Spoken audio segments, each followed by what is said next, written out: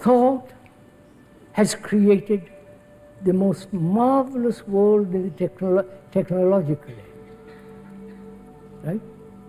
The incredible things thought has done in the world of medicine, surgery, in homeopathy, all right, in producing instruments of war, and so on. The computer. We'll talk about the computer a little later. Great fun, right?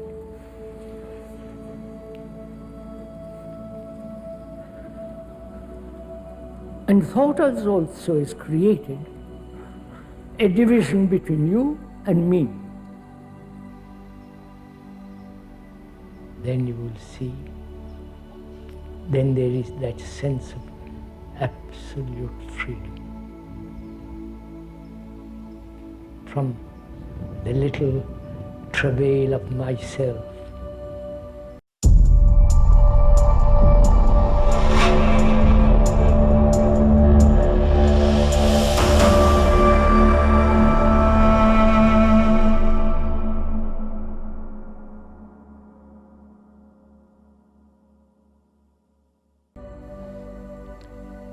The purpose of this video is to introduce the teachings of J. Krishnamurti.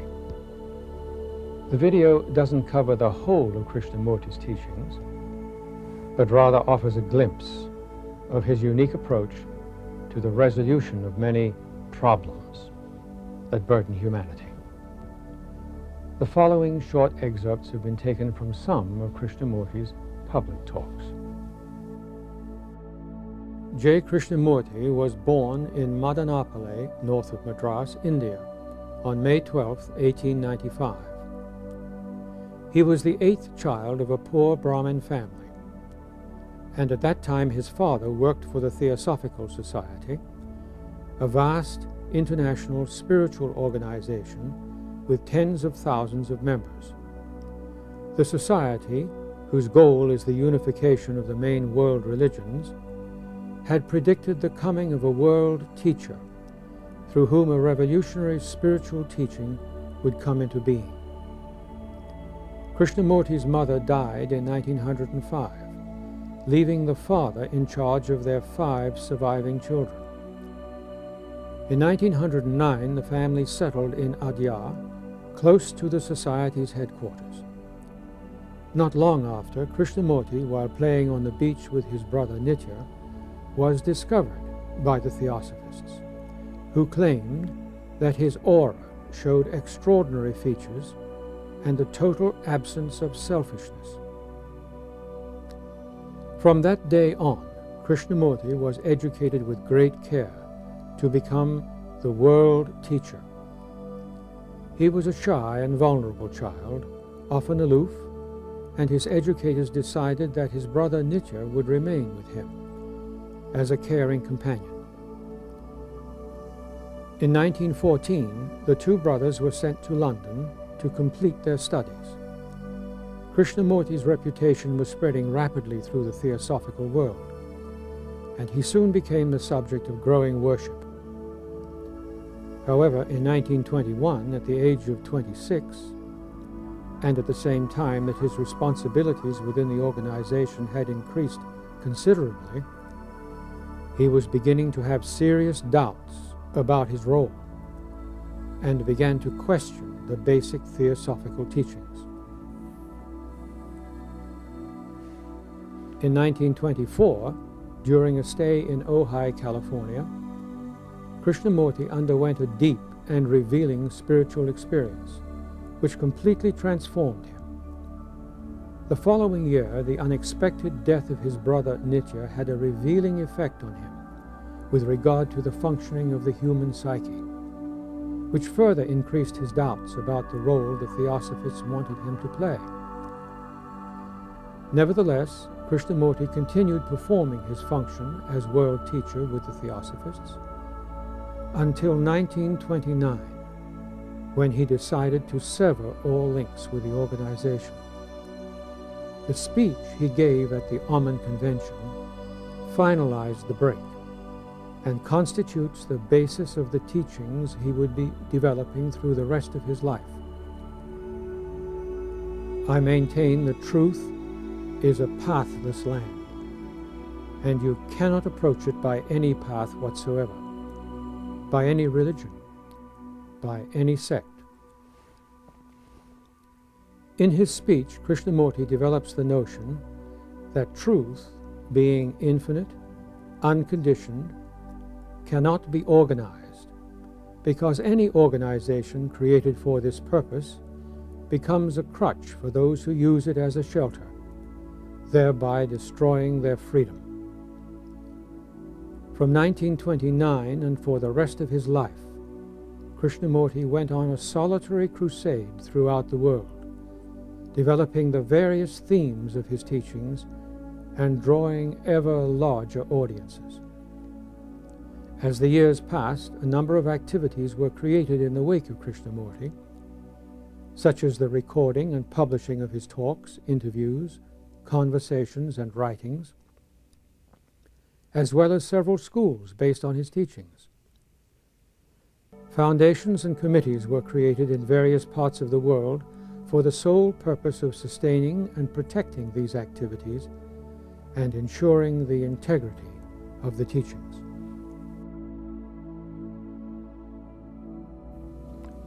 The theme of freedom can be found throughout Krishnamurti's teachings. The following are a few excerpts of what he said on this subject in his talks, conversations, and dialogues that may illuminate the real meaning of freedom in one's own life, and also point the way for one to realize it.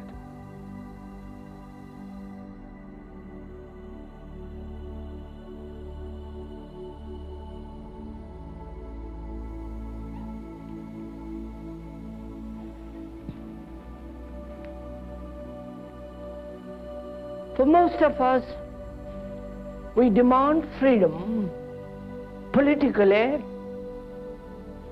or religiously, or to think what we like. And there is a freedom of choice.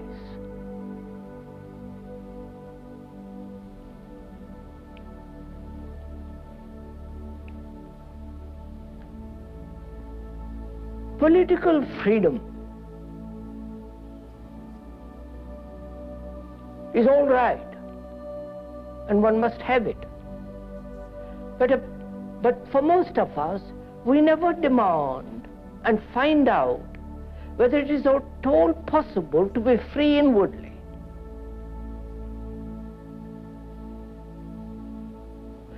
Our mind is a slave to its own projections, to its own demands, to its own desires and fulfillments. The mind is a slave to its cravings, to its appetites. And apparently, we never ask whether it is at all possible to be free inwardly. But we're always wanting freedom outwardly, to go against the society, against a particular structure of society.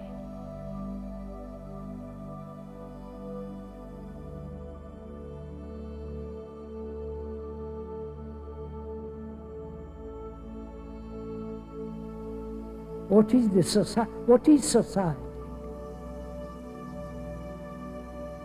Who created the vanity? Who is responsible for all this? The church, the temple, the mosque, you follow, all the circus that goes on inside it. Who is responsible for it? Is the society different from you? Or you have created the society? each one of us, through our ambition, through our greed, through our envy, through our violence, through our corruption, through our fear, wanting our security in the community, in the nation. You follow? We have created this society.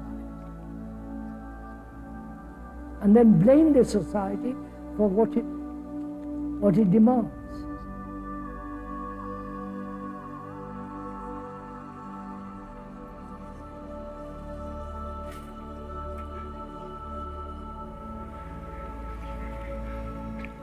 So this is really a very serious question one must ask of oneself. Whether freedom is from bondage or from the prison which we have created for ourselves away from the prison. And therefore, it is still within the area of the prison.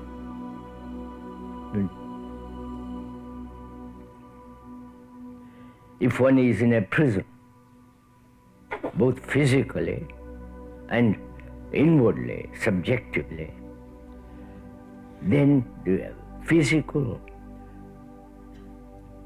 control, being enclosed within certain area, and to escape from that one calls freedom. And psychologically, one has built a prison for oneself by one's own desires, by one's own anxieties, loneliness, and so on. And freedom from that is still within the area of that prison, psychological prison. Therefore, it's not freedom at all. So is there a freedom that is not a reaction, a freedom per se for itself, not away from something or from something? So one must understand for oneself why we're always trying to escape or to rationalize or to go beyond that which is. If one understands that which is, understand not merely intellectually, verbally, but see the depth of it, see the truth of it, the substance of it, the vitality of it. Then observe, perceiving that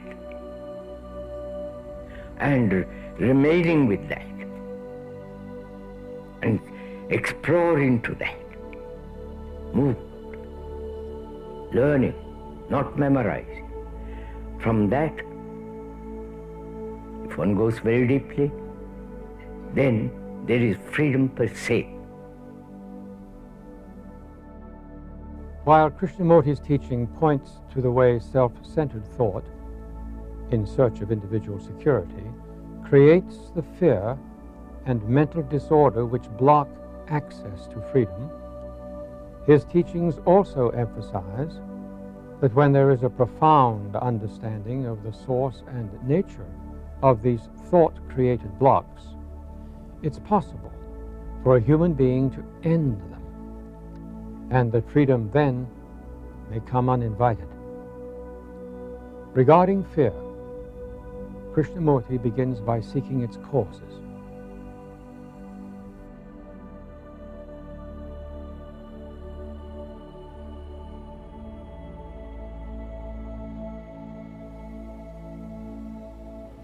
So let's go into this question. What is the root of fear? Is it thought?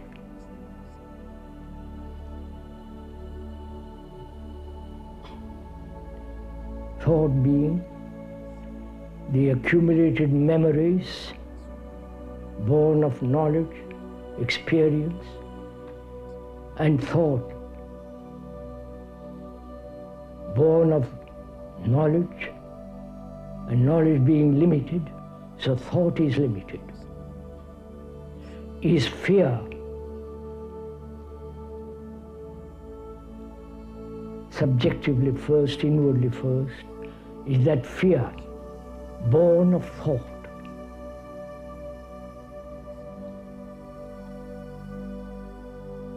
Thinking about tomorrow, thinking about what might happen. One's wife may run away. Thinking in terms of not the actual present, but in terms of the future or the past. Is that the cause of fear? Thought. If it is the cause of fear, which the speaker says is, and please don't accept it, then what will you do with thought? Yes.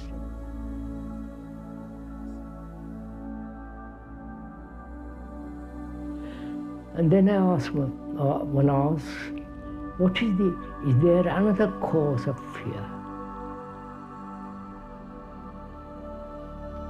Time.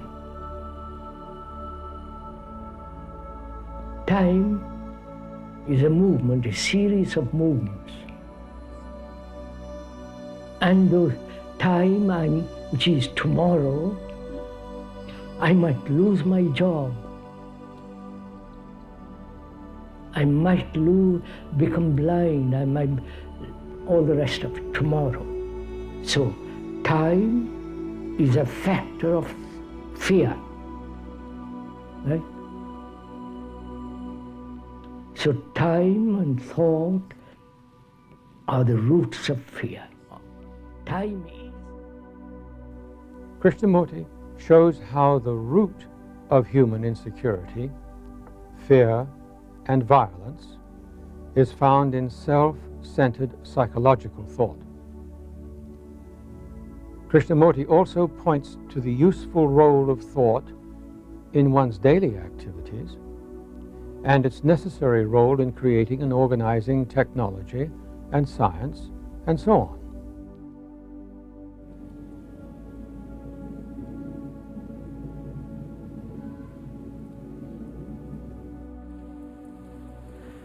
Thought has created the most marvelous world technologically, right?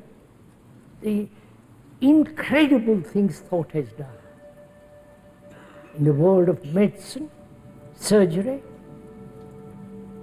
in homeopathy, all right, in producing instruments of war, and so on, the computer. We'll talk about the computer a little later. Great fun, right?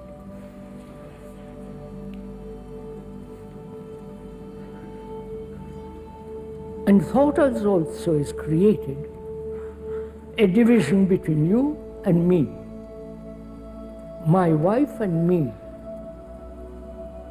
This whole process of division is going on throughout life. Is thought the cause of it? Please look at it carefully, let's find out.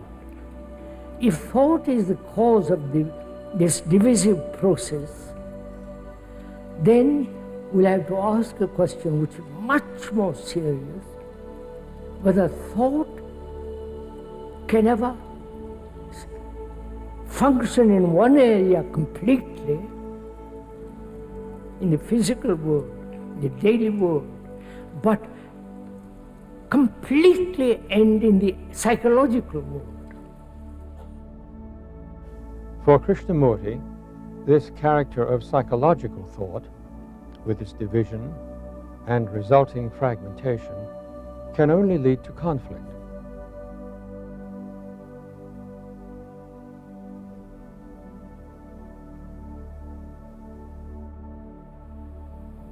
So what is our responsibility? To come very near home. What is our responsibility when you see this thing going on?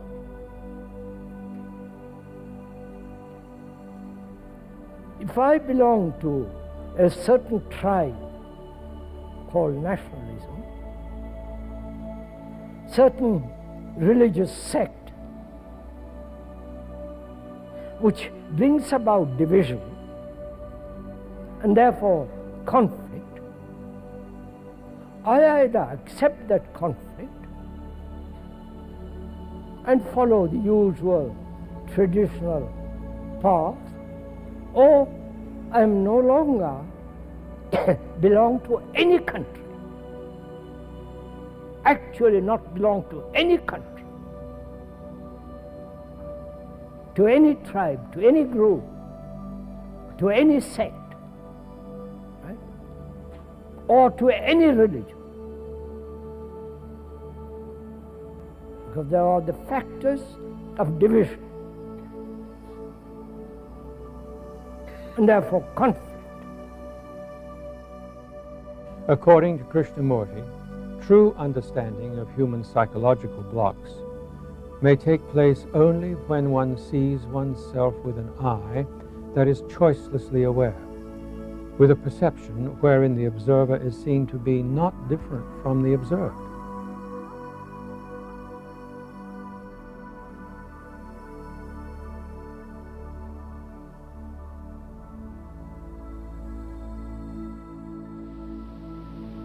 Therefore, it's very important, imperative, that one understand oneself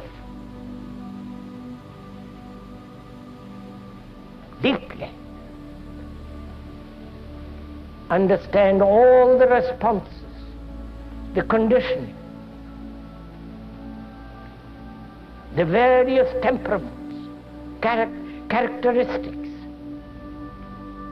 tendencies, just to watch without the observer. We are meeting now to observe without the observer.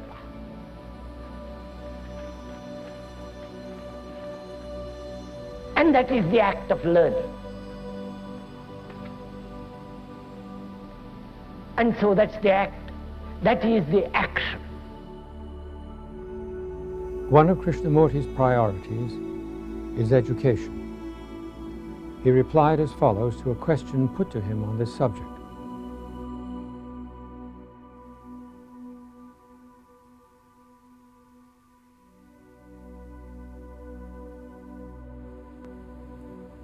Apparently this is a question that is asked by every parent in the world.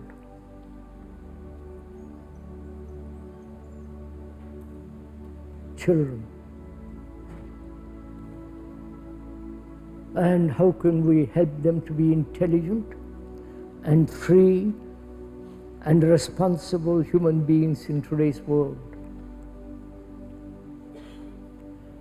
Are the parents intelligent and free?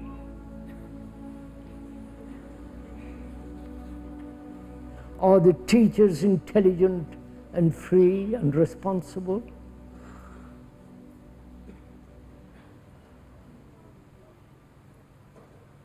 Is the society, the educational system, helping them to be free and responsible and intelligent?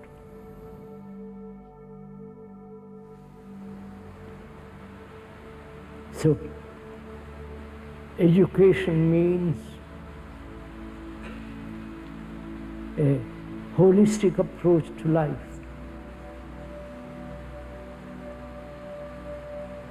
Cultivating the brain technologically, you understand?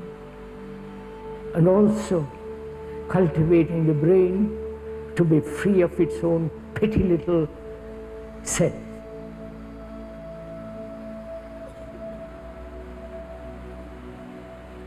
That requires teachers who understand this, who are committed, who are responsible. And the parents They must love their children. Krishnamurti approaches the question of death from a new point of view. Notwithstanding physical death, which is fairly obvious, he relates the phrase, the death of the ego, to the end of attachments.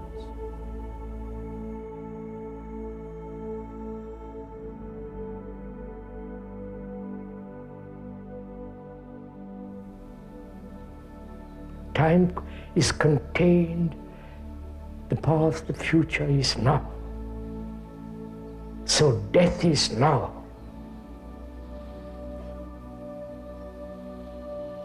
That means if I am attached to my wife, to my something or other, to my furniture, right?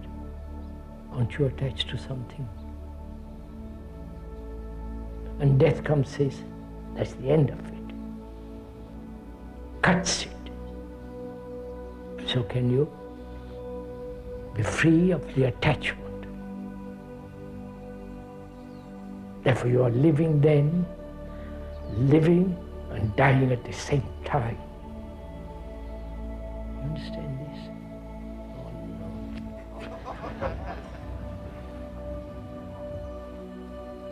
Do it, sir, you will see what an extraordinary thing it is there.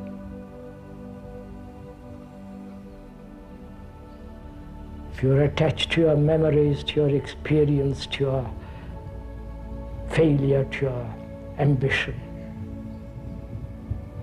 all that's going to come to an end. So can you live with the death which is to end your ambition now? And to live without ambition means tremendous energy, not to do more mischief.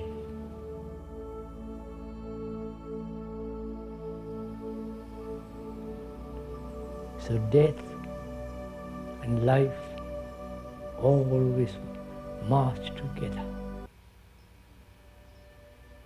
Then you will see, then there is that sense of absolute freedom.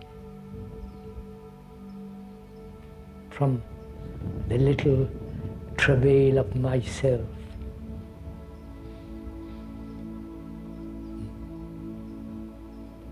and that's necessary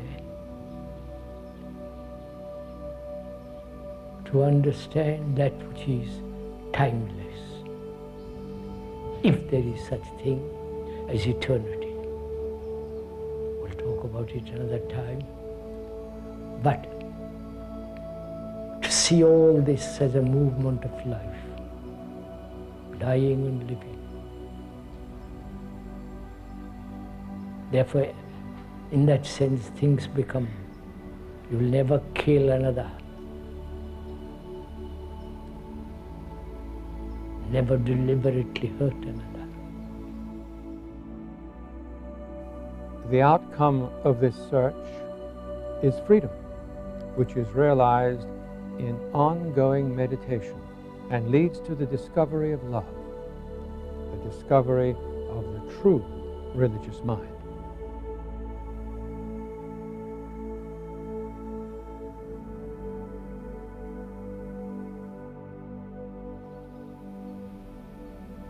And to understand what love is, I'm not understand, have the depth of it, the greatness of it, the flame of it, the beauty of it. How can there be jealousy? How can there be ambition? Aggression, violence? And can one be free completely of all these things?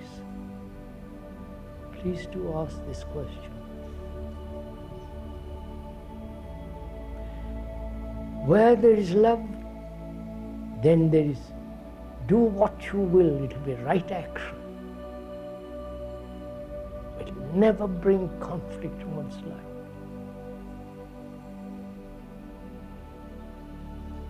So So it's important to see that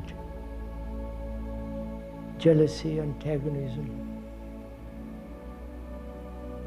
conflict, and all the pain of relationship has no place in love, where there's love. And can one be free of all that? Not tomorrow, now.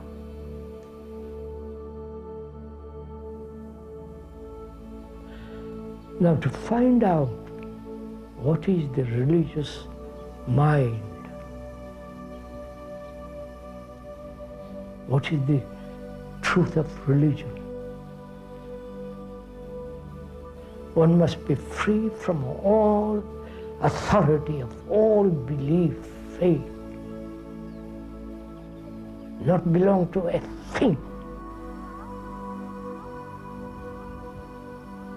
Right?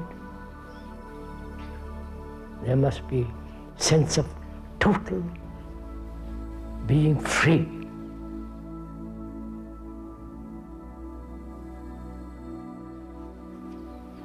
So meditation is something to be totally free from all bondage, from all measurement, from all conflict. So the brain becomes quiet, utterly still.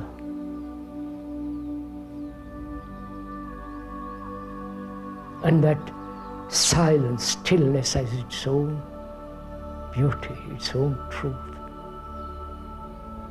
its absolute sense of immeasurable thing. So meditation is not a reward, is not something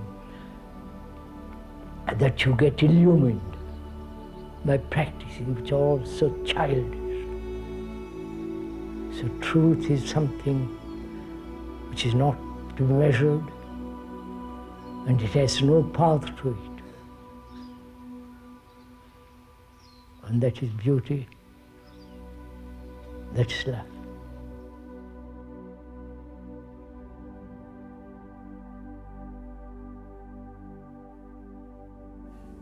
Krishnamurti pursued his activities until the very end of his life.